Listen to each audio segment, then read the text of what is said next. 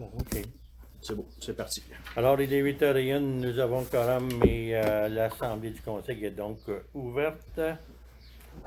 Bonsoir à tout le monde, à ceux qui nous écoutent sur YouTube. Je comprends bien que c'est sur YouTube. Malheureusement, nous sommes à demi confinés et la séance du Conseil se tient donc à huis clos. Nous avons un ordre du jour. Est-ce qu'il y a des choses à ajouter à l'ordre du jour? Est-ce que ça convient à tout le monde? Est-ce qu'il y a un proposeur? Sylvain Roy propose, tout le monde est d'accord? Oui. Oui. Alors, le point 3, le procès-verbal de la séance du 11 mai. Est-ce que tout le monde l'a lu ou est-ce qu'il est correct? Des corrections apportées? Non. Non, pas de correction, Daniel?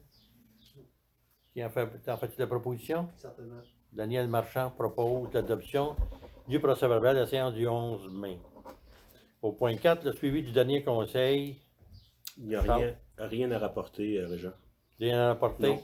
OK, alors on va aller au point numéro 5 qui porte sur le zonage du centre du village, l'autorisation au directeur général d'octroyer le mandat à une firme extérieure. Oui, en fait, si vous vous rappelez, on a adopté, c'est-à-dire on a mis au budget pour un montant de 20 000 $. Ça, c'était la soumission qu'on avait reçue de Philippe Meunier. Alors, c'est dans le fond la résolution qui vient nous autoriser à débuter le mandat. Philippe, j'ai parlé avec Philippe est disponible, Philippe est intéressé, Philippe a du temps. La seule question, c'est qu'on veut mettre tout ce qui est zonage du village, périmètre urbain en priorité. Oui. Si vous vous rappelez. Oui. Évidemment, il reste des discussions à avoir avec Philippe.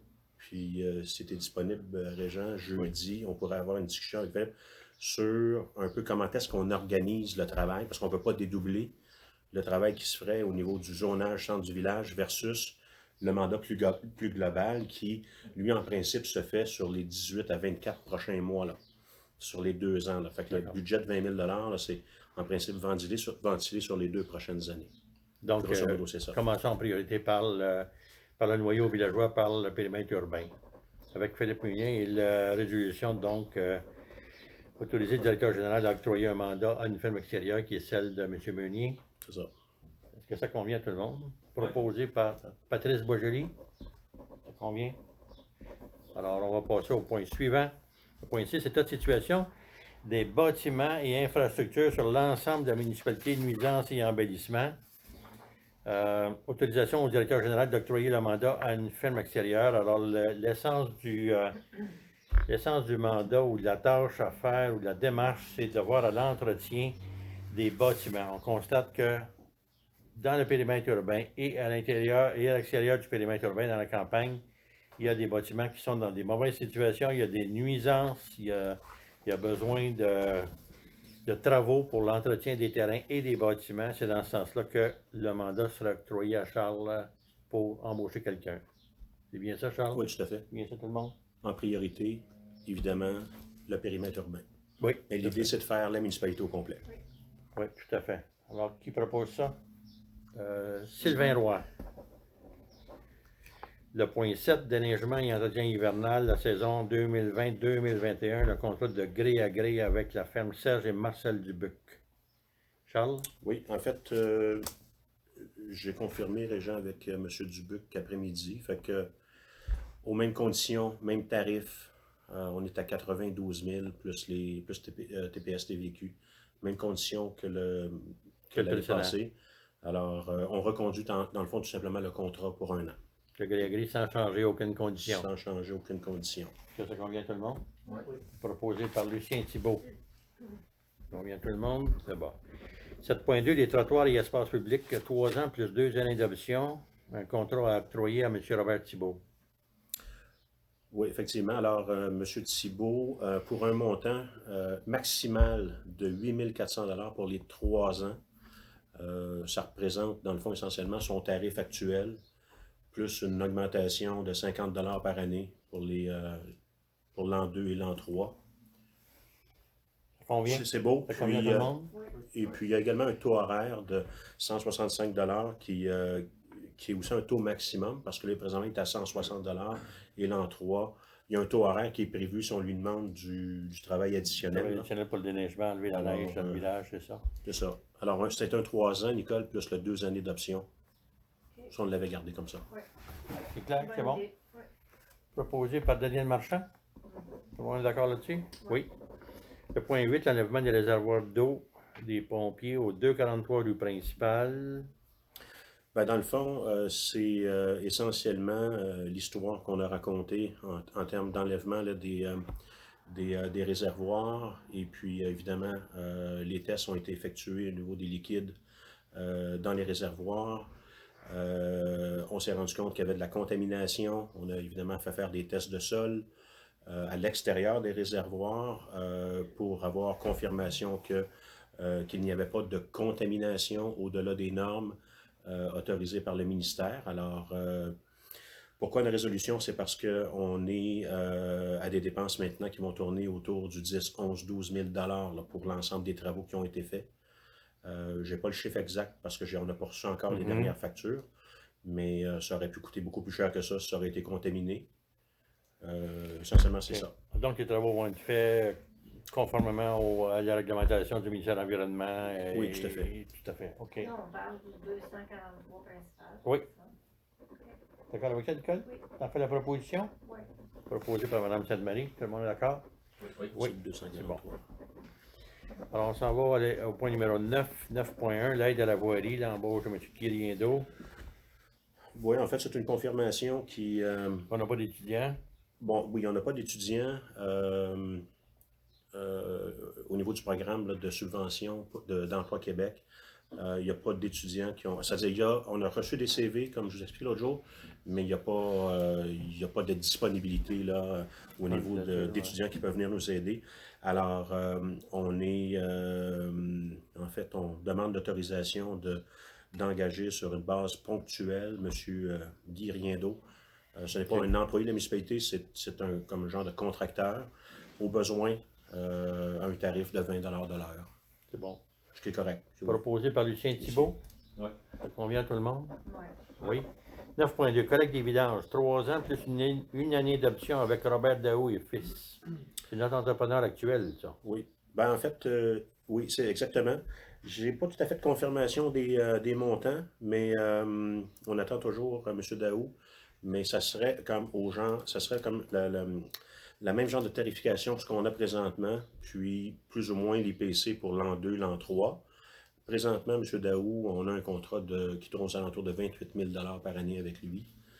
J'enlèverais l'année d'option parce que là, on serait au-delà de notre Grille à grille. de notre grille, de la limite des montants qu'on est en mesure de pouvoir autoriser. OK. Donc, on s'en va sur un contrat de 3 ans.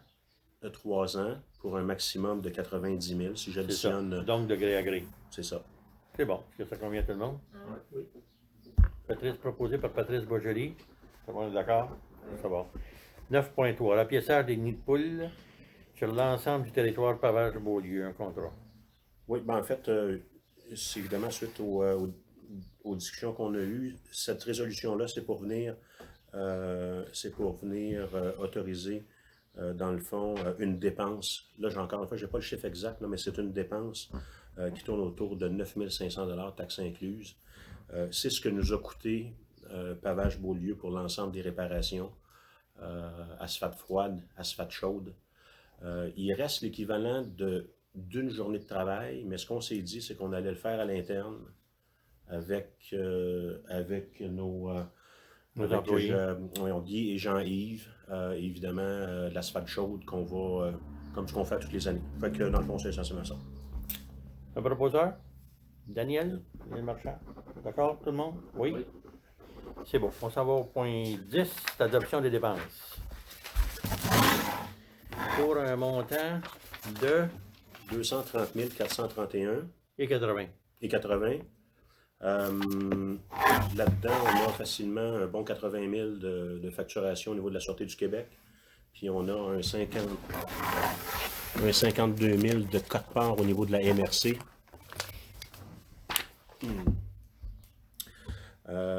On a aussi des factures à payer qui sont comptabilisées au niveau des différentes dépenses de camp de jour, avec la municipalité de Sainte-Martine, qui sont en principe qui doivent être comptabilisés en 2019. On paie des factures de l'année passée.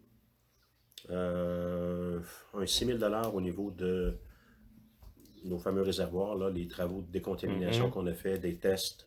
Essentiellement, c'est les dépenses extraordinaires qu'on a ce mois-ci. C'est beau. Est-ce qu'il y a des questions? Est-ce qu'on peut demander à la sécurité publique de venir vérifier et faire la sécurité peut-être davantage durant l'année? Est-ce qu'on doit les appeler pour qu'ils viennent? Par la Sûreté du Québec? Ouais. Oui, on peut les appeler pour leur demander d'en faire davantage, oui. Ça, c'est possible de les appeler. On ne peut pas garantir le résultat, par exemple. Mais des fois, ça prend ça, là. Oui. Malheureusement. OK. Si tu as un secteur que dans ton esprit qui est plus problématique, ça peut les aider. Oui. Ils peuvent venir faire du radar. Tu sais, mettons, telle section, telle. Ça Dans tombe le plus. village, ça roule un petit peu, mais dans les rangs, ça roule. Beaucoup. Ça roule. Ça roule. Donc, tant mieux s'ils peuvent passer dans les rangs aussi. D'accord. C'est assez. OK. Est-ce que tu fais la proposition d'adoption des dépenses, Sylvain? Alors, Sylvain Roy, tout le monde est d'accord? Oui. Alors, 11, demande d'appui financier, Fondation des maladies du cœur et de l'APC.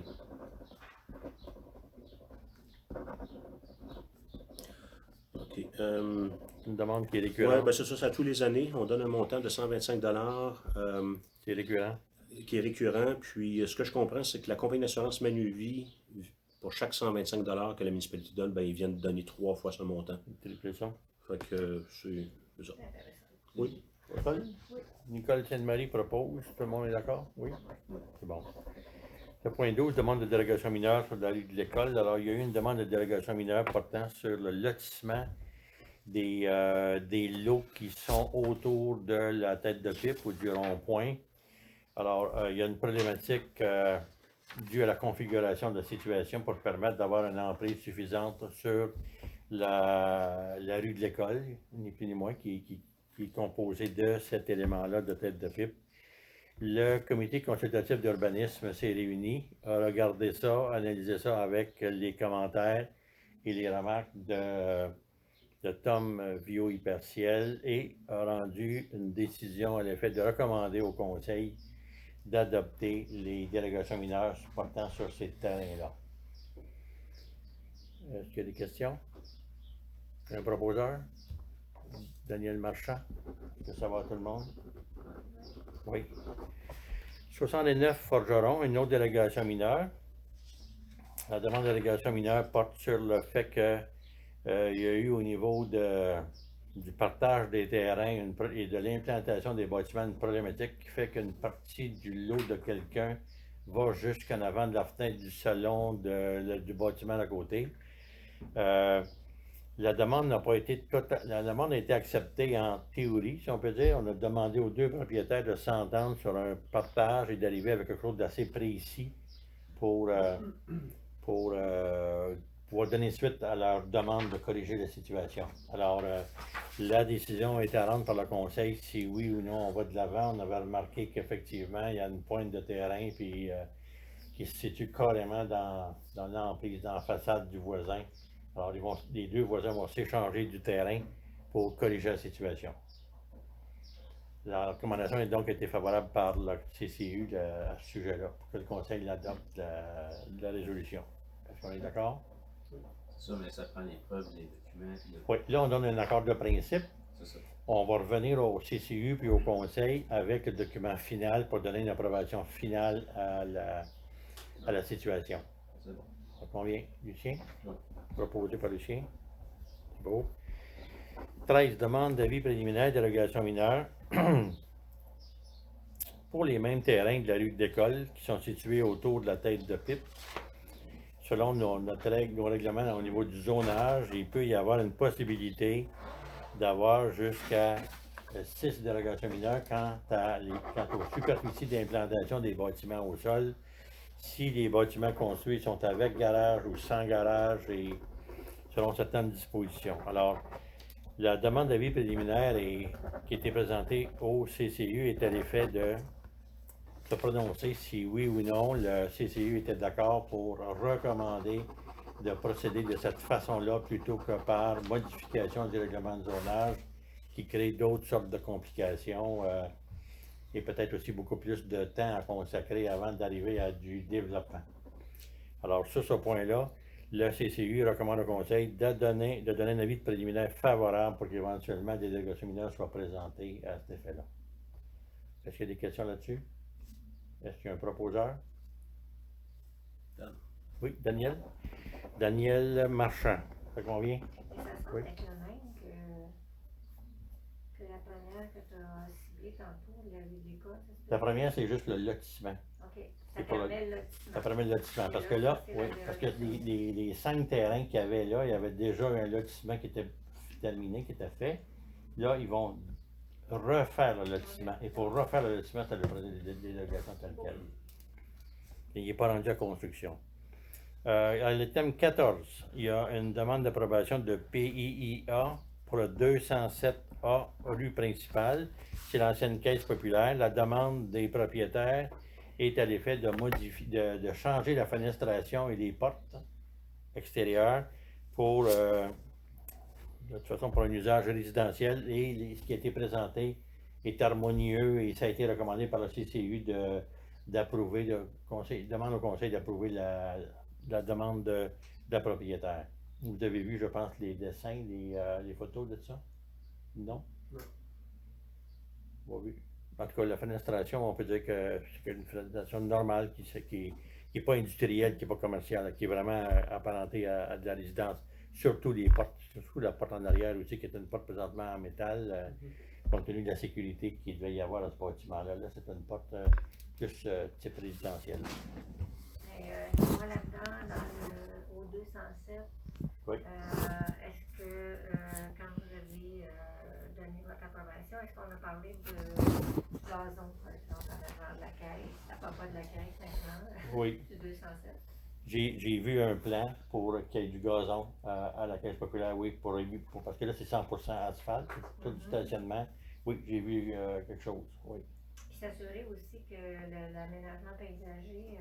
Oui, donc tu parlais l'autre fois, Oui. la bande là, qui est le long de la rue de la d'après Chapelle, moi, c'est à eux. c'est leur propriété. C'est ça à vérifier pour s'assurer que, en tout cas, que s'ils en sont propriétaires, qu'ils voient leur entretien. Oui, c'est ça. OK? Est-ce qu'il y a un proposeur pour approuver cette demande de PIA-là? Moi, ça, Nicole? Alors, Mme Sainte-Marie, tout le monde est d'accord? Oui. Oui. Les ressources humaines, pouvoir d'application de l'inspectrice. En fait, Charles? c'est une résolution plutôt standard qui vient donner, suite à l'embauche de Vicky Lafontaine, des pouvoirs d'inspectrice, essentiellement. Et tous les pouvoirs qui sont prévus Oui. par la loi. Oui, ils sont listés dans la résolution. Et là, ça fait mention également de l'embauche de madame, parce qu'il n'y a pas rien d'autre chose avant, là, Oui, ben en fait, on a une résolution qui nous qui permettait de. donne l'embauche de Vicky. Oui. Maintenant, cette résolution-là vient juste confirmer essentiellement son rôle, ses responsabilités comme Il va y avoir un inspectrice. entendu qu'elle est embauchée, c'est ça que On tu met veux dire? son nom, elle n'apparaît pas nulle part, finalement, dans le procès verbal. Non, il faudrait tout bien qu'elle soit mentionnée. Excuse-moi, là, Vicky, toi, tu dis. Et tu sais, le Oui, procès dans les verbal, considérants. que là, quand les gens vont lire le procès verbal, ils ne savent pas son nom. Ok, je comprends ce que tu dis, ouais. Alors, il faudrait qu'il y ait un attendu pour dire attendu que Mme Vicky Lafontaine est Dans- embauchée, est en poste. Ouais, ok, moi, c'est beaucoup. Ouais, À je vais titre rajouter ça. d'inspectrice La municipale. candidature de Mme Chaud. Ouais. Puis attends. Ouais. Oui, oui, ok. Ça va? On prend un proposeur. Sylvain Roy. Le rapport des élus. Nicole, Moi, j'ai rien. rien de spécial. Sylvain? À la bibliothèque, demain, on va revoir les dernières consignes de sécurité qui vont être mises en place prochainement pour la distanciation et pour les consignes usagers, consignes bénévoles. Puis côté culture, on n'a pas fait de rapport. OK, merci. Lucien? Les loisirs, on va essayer de. On va décorer un peu pour la Saint-Jean-Baptiste. On va peut-être demander aux pompiers s'ils veulent faire un petit quelque chose. Ça, c'est pas encore défini. Ou on va passer avec de la musique. On est en train de songer à quelque chose pour mettre un peu de vie dans la Saint-Jean-Baptiste, mais en respectant les normes, sans faire de rassemblement sur place, mais prendre un véhicule ou quelque chose puis se déplacer pour Animer un peu. mettre un peu de pep dans le village Mhm. avec ça. Puis si on le fait, ce sera pas juste dans le village, on va essayer de passer dans les grandes campagnes en même temps. Parce bon. que tout le monde participe. Ok. Le pompier, ça va, c'est tout. Pompier, ça va? Patrice? Oui. Ça va? Très bien. À la MRC, il y a surtout le dépôt du rapport annuel, de rapport financier de l'année 2019. Il y a un surplus d'environ presque 90 000 pour l'année dernière. C'est dû au fait qu'il y a eu un taux de roulement assez élevé de personnel en aménagement et qu'il n'y a pas eu de remplacement des personnes rapidement. Donc, c'est comme du salaire économisé pour une bonne partie. C'était le principal point qu'il y avait au niveau de la MRC. Le restant, c'est des choses courantes. La situation de la COVID-19 fait en sorte qu'il y a beaucoup d'énergie qui sont mises au niveau du CLD pour aider les entreprises de Salébris de Valleyfield de Beauharnois, entre autres, à passer à travers parce que c'est vraiment pas facile. Du côté mettons, sous le chapitre développement culturel, il va y avoir des annonces de fête pour demander des appels de projets. On a rajouté des fonds dans ce domaine-là parce qu'il devait y avoir une activité culturelle à faire à l'automne, au mois de septembre, qui ne pourra pas être réalisée compte tenu de la COVID, qu'on n'a pas le temps de la préparer, de la monter. Alors, cet argent-là qui était dévolu pour cette activité-là va être remis dans le fonds général pour appeler des projets en matière culturelle.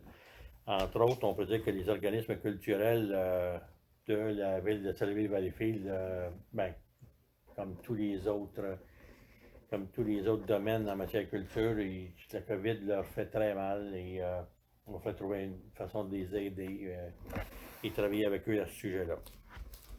Alors, il n'y a pas eu de rencontre de la régie intermunicipale d'Aqueduc de la vallée de Châteauguay non plus. Alors, ça fait le tour de mon rapport. On s'en va au point 17, le rapport du directeur général et dépôt des rapports internes. Charles, est-ce qu'il y avait des choses particulières dont tu voulais nous mentionner?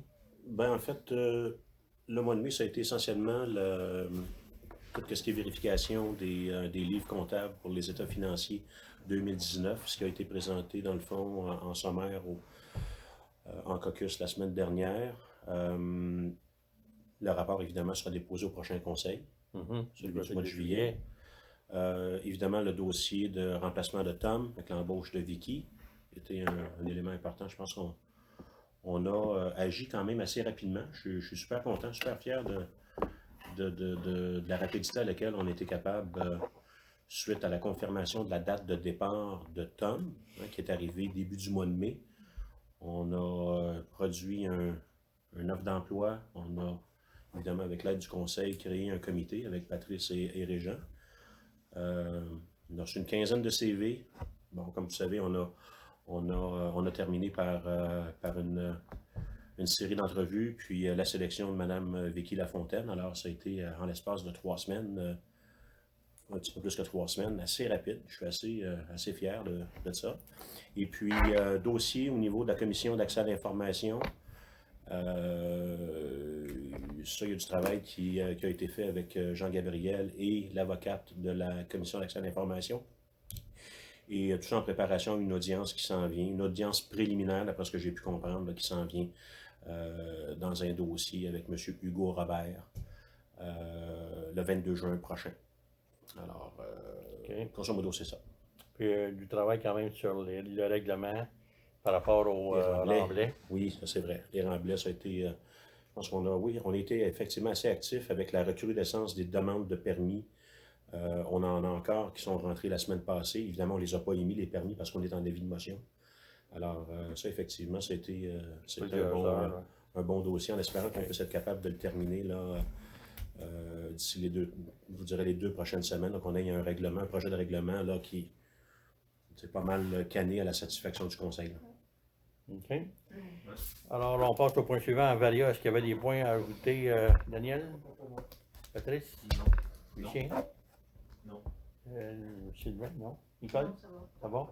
Alors, l'ordre du jour étant épuisé, il est 8h25 et la séance est levée.